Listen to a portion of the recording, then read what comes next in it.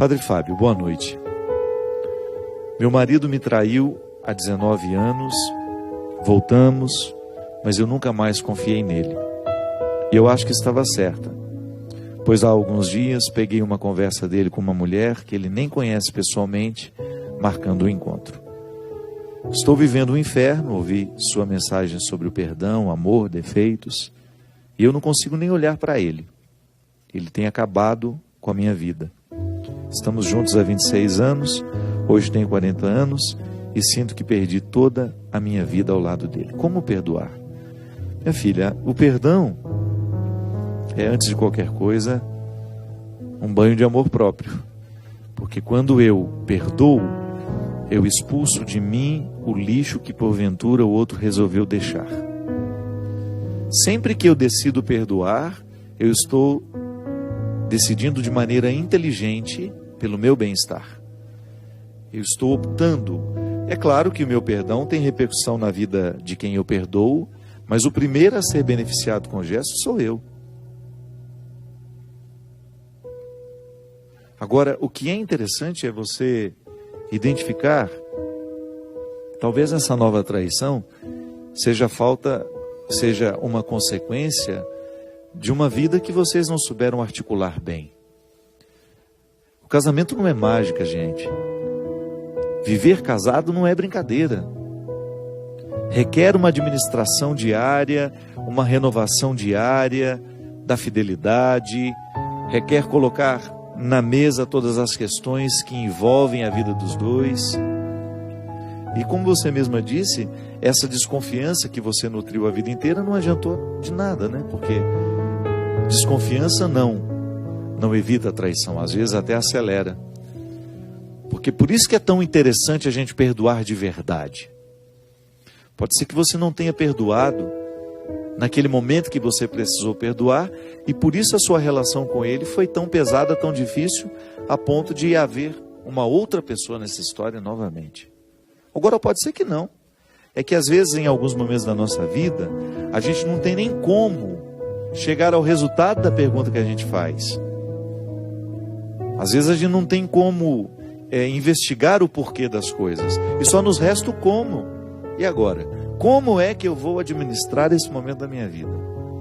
Uma coisa é certa: você não pode perder agora a vontade de viver, porque terá de administrar um novo momento de traição. E tem outra coisa: se você ama esse homem, se ele é importante para você, apesar de tudo que ele errou, não desanime dele. Mas você pode ter certeza que se você não fizer a experiência da confiança, não há vínculo possível. Você vai ficar eternamente desconfiada porque um dia houve uma traição, porque um dia houve um momento em que ele não foi fiel a você. E isso passa pelo relacionamento. Isso passa pela capacidade que o casal tem de restabelecer o vínculo que um dia foi quebrado. Tá certo? Estou falando de uma situação que eu não vivi na pele. Pode ser muito teórico para você. Mas uma coisa é certa: quando o perdão acontece de fato, torna-se muito mais tranquilo recomeçar. Se não há o perdão, a experiência do recomeço é sempre mais difícil. Eu espero que você tenha sabedoria para administrar esse momento. Porque nós, ainda que você não tenha vivido a traição num casamento, mas o tempo todo nós precisamos administrar o fato de não sermos fiéis como gostaríamos de ser. Nós depositamos muita esperança, né, em tantas realidades, e aquilo não acontece como a gente precisava esperar, como a gente esperava que acontecesse. E você precisa se reconciliar com a vida. A vida não é como você sonhou que fosse. Mas não adianta ficar reclamando. Ela não vai mudar porque você está reclamando. Ou você se reconcilia com ela, ou você perde a oportunidade de saborear o que ela tem a lhe oferecer. Que é assim, é interessante, né? Às vezes nós ficamos prestando muita atenção no não que a vida nos disse, e porque nós estamos ficcionados no não que recebemos, a gente perde a oportunidade de perceber as portas que foram abertas a partir daquele não.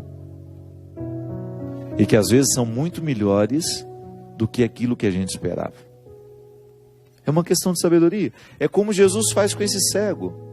Abre os olhos dele, para que ele pudesse perceber, para além de sua cegueira.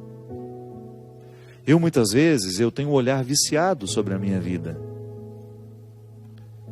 Fico localizado sempre nas mesmas expectativas, nos mesmos posicionamentos, e de repente um movimento da vida me retira dali, e eu acho aquilo desagradável, desconfortável.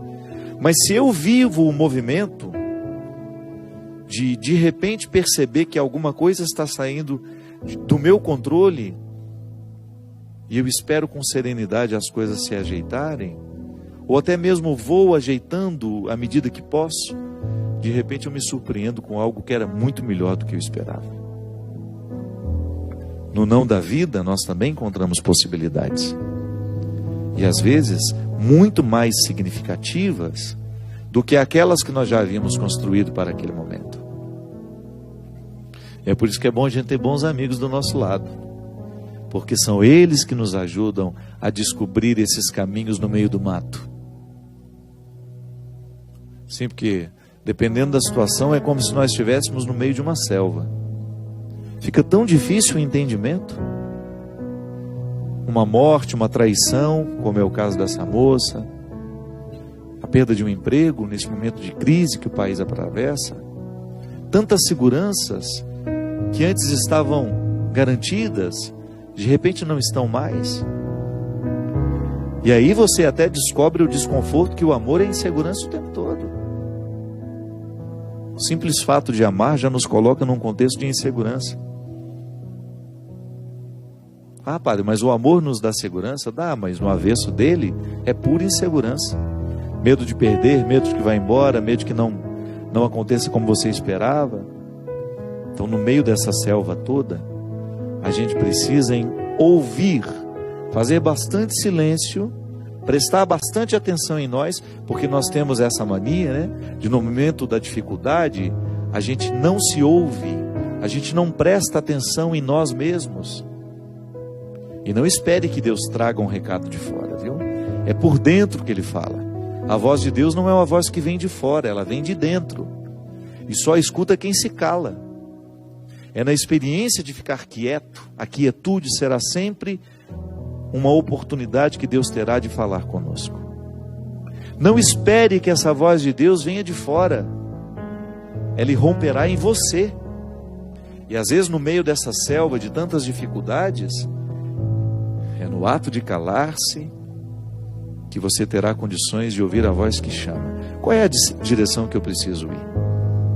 E Deus lhe falará através de pessoas que te amam, que estão próximas, que te amam de verdade, pelo amor de Deus. Não vai escutar os que não têm um comprometimento real com a sua vida. Porque gente que dá palpite errado na nossa vida está cheio. Não confunda a voz de Deus com a voz de gente conhecida somente. Este recado será dado por dentro, através de pessoas que falarão com você numa linguagem que você vai entender.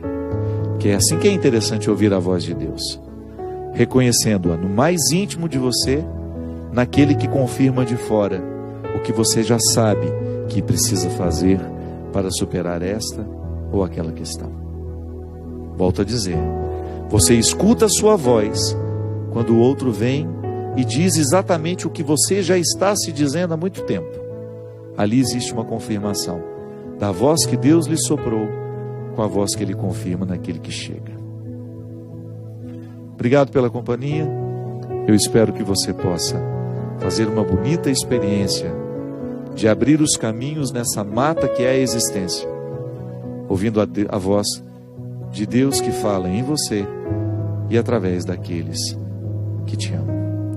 Derrame sobre você, sobre a sua vida, a bênção e a proteção do céu, do Deus Todo-Poderoso, Pai, Filho e Espírito Santo.